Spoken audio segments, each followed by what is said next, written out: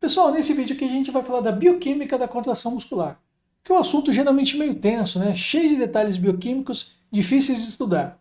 Então eu vou fazer um bom resumo aqui que seja suficiente para qualquer aluno de graduação que esteja na faculdade e até mesmo para quem esteja prestando vestibular. Bora lá então. Bom, antes da gente falar da contração muscular, a gente precisa falar da estrutura do músculo. Então se a gente pegar um músculo associado ao osso, que é o músculo esquelético, ou então o músculo do coração, todos eles no microscópio vão ter essa aparência aqui. Ou seja, se a gente olhar no interior da célula desses músculos, lá vai ter um monte de faixa escura intermeada por faixas claras. Então essa combinação sucessiva de faixas claras e escuras a gente denomina de estrias. E é por isso então que os músculos que estão associados aos ossos e o músculo do coração são denominados de músculos estriados. E a gente precisa saber o que é cada componente aqui. Então é o seguinte, as faixas escuras são denominadas de bandas A. Já as faixas claras são denominadas de bandas I. Olha que dentro da faixa clara existe uma linha escura, certo? Denominada de linha Z. E se a gente pegar essa estrutura aqui, ou seja, a distância entre duas linhas Z, e colocar numa lente de aumento, ela vai parecer isso daqui, ó. Então nos extremos nós temos duas linhas Z, certo? Uma aqui e a outra aqui. Nessa linha Z ao seu redor a gente vai ter as respectivas bandas I, certo? E o que acontece? Quando a gente pega essa faixa escura, que é banda A, e coloca numa lente de aumento, ela fica clarinha aqui no seu interior. Essa parte clara, ela se chama zona H. E no meio dessa faixa clara, existe uma outra linha semelhante à linha Z, denominada de linha M. E essa distância entre duas linhas Z, a gente denomina de sarcômero, que é a unidade contrátil da célula muscular. Então, gente, dentro de cada músculo, ele vai possuir milhares de sarcômeros alinhados. E para finalizar aqui, a gente sempre fala que as proteínas presentes no músculo, responsáveis pela contração muscular, são actina e miosina. Então é o seguinte, essas regiões claras aqui, elas são compostas apenas de actina. Já na região escura, na banda A gente tem sobreposição das duas proteínas, actina e miosina, ou seja, elas ocorrem juntas. Tá? Então veja bem, na região clara da banda I nós temos apenas actina, na região escura da banda A nós temos as duas proteínas, actina e miosina, e nessa região clara da banda A nós temos apenas a miosina. E o que são as linhas M e linhas Z? É o seguinte, as actinas e miosinas elas são presas no citoplasma da célula, do músculo. E nesse local de ancoragem dessas proteínas existe uma concentração de elétrons. Isso que dá essa coloração escura aqui nas fotografias. Tá? Então essa linha Z e linha M não é nenhuma proteína diferente presente ali. É apenas uma concentração de elétrons resultante da ancoragem dessas proteínas actina e miosina no citoplasma do músculo. Então, representando isso daqui num desenho, nós temos os filamentos de actina nas extremidades do sarcômero, certo? Essas actinas estão fixas no citoplasma pela linha Z, que é essa borda aqui. Já no interior do sarcômero, nós temos a miosina. Então, se a gente representar um sarcômero num desenho, a gente vai ter isso daqui. Nas extremidades, nós vamos ter a linha Z, certo? Ancorado à linha Z, nós vamos ter somente a actina, tanto num lado como no outro lado do sarcômero. Chega um momento que a actina vai se sobrepor à miosina, que é essa parte escura aqui então da banda A. Veja que na parte medial do sarcômero nós temos apenas a miosina, por isso que fica clarinho aqui então na fotografia. E a única coisa que não está representada aqui é a linha M. Então, novamente, linha Z na extremidade do sarcômero, ancorado a ele estão as actinas. No interior, na parte medial do sarcômero, nós vamos ter a sobreposição de actina e miosina. E mais no interior ainda, nós vamos ter apenas miosina. E a contração muscular, gente, ela se dá do deslizamento da actina sobre a miosina. Então ocorre um encurtamento de um sarcômero. E como os músculos são compostos de milhares de sarcômeros alinhados lado a lado, a contração desses sarcômeros vai levar então à contração macroscópica do músculo. E existem dois tipos de contração muscular, a isométrica e a isotônica. A isotônica é aquela contração muscular dinâmica que envolve movimento das articulações, como por exemplo aqui na dobra de um braço, na dobra dos dedos das mãos ou qualquer parte do seu corpo. Já a contração isométrica é uma contração muscular na qual não há alteração no comprimento do músculo, mas mesmo assim você o mantém contraído. Por exemplo, aquele exercício de prancha, que é super difícil de executar. Ou então quando você está no supermercado segurando as sacolas com o braço estendido, fazendo força para segurar as sacolas, mas sem dobrar o seu braço. Mas independente do tipo de contração muscular, seja ela isométrica ou isotônica, o sarcômero ele é sempre contraído. Bom, agora que a gente viu por dentro como que é a estrutura dos músculos, ou seja, a estrutura dos sarcômeros, a gente vai falar então da bioquímica, fisiologia da contração muscular.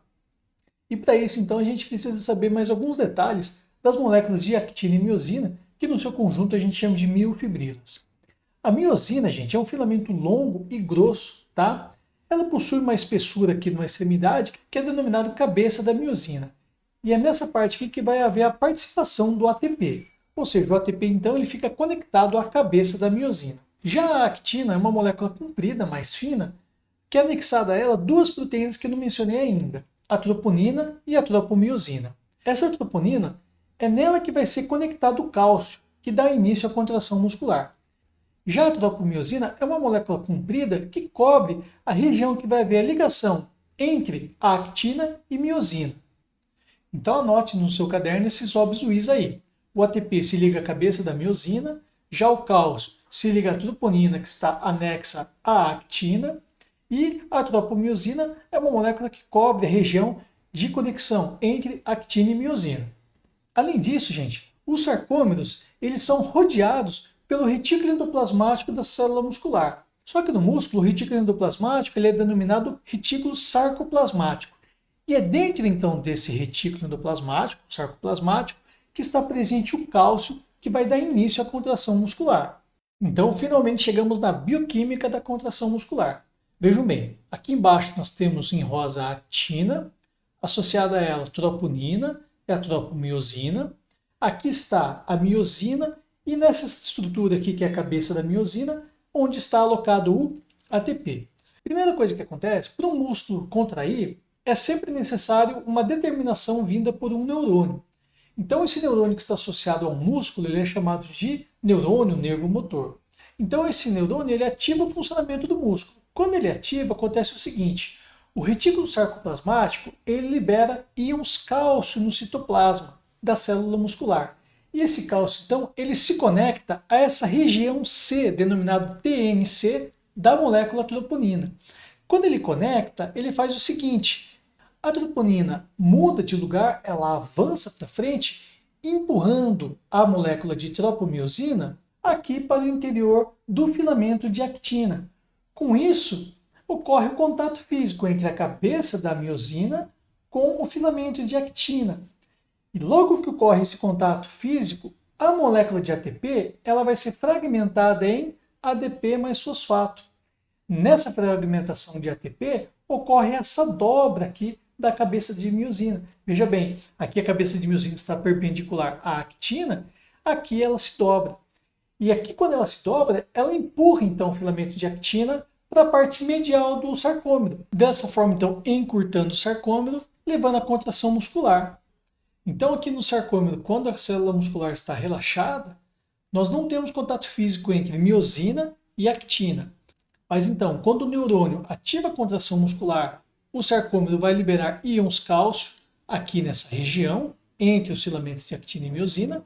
O cálcio se conecta à troponina, que vai mudar a tropomiosina de posição. Saindo a tropomiosina de posição, vai haver o contato físico entre actina e miosina.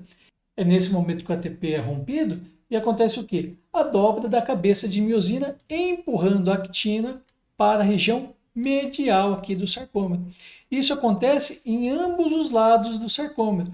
Por isso que a célula se torna mais contraída, mais curta. E assim que ocorre a contração muscular, vai haver o relaxamento desse músculo. Esse relaxamento nada mais é que a conexão de novos ATPs à cabeça da miosina, separando as duas moléculas, actina e miosina. Dessa forma, então, elas retornam à sua posição inicial. Uma coisa interessante é que quando uma pessoa morre, né, ela vira um cadáver, não ocorre mais a síntese de ATP nas células musculares. Dessa forma aqui, o ATP não vai mais soltar os dois filamentos de actina e miosina. Dessa forma, o músculo ele fica contraído fortemente. Isso que dá aquela situação conhecida como rigidez muscular ou rigor mortis de uma pessoa falecida, de um cadáver, beleza? Bom, e para finalizar o vídeo aqui, só falta falar como que se dá a interação entre neurônio e um músculo. Lembrando, né? Para ver a contração muscular, tem que ter sempre um neurônio ali mandando que esse músculo contraia. É só pensar numa pessoa que perdeu os movimentos do corpo, por exemplo, um paraplégico. Quando não há interação neurônio-músculo, não há contração muscular. Então, gente, a conexão de um neurônio com o músculo é denominada de placa motora. O neurônio não se liga fisicamente ao músculo, existe sempre um espaço entre eles denominado de fenda sináptica. Quando o neurônio vai ativar um músculo, ele libera um neurotransmissor denominado acetilcolina, e essa acetilcolina se conecta a receptores da membrana plasmática muscular. Quando há essa conexão então desse neurotransmissor, é que o retículo sarcoplasmático, ou seja, o retículo endoplasmático do músculo, libera íons cálcio no citoplasma do músculo, havendo então a conexão do cálcio com a troponina, empurrando a tropomiosina de lugar para a região medial do sarcômero, dando a contração muscular. E após a contração muscular, esse cálcio que fica dissolvido no citoplasma da célula muscular, ele é retornado ao retículo endoplasmático por transporte ativo, ou seja, um processo que gasta ATP também. Assim como no fenômeno de contração muscular envolve gasto de ATP, no retorno de cálcio para o retículo endoplasmático envolve gasto de ATP também.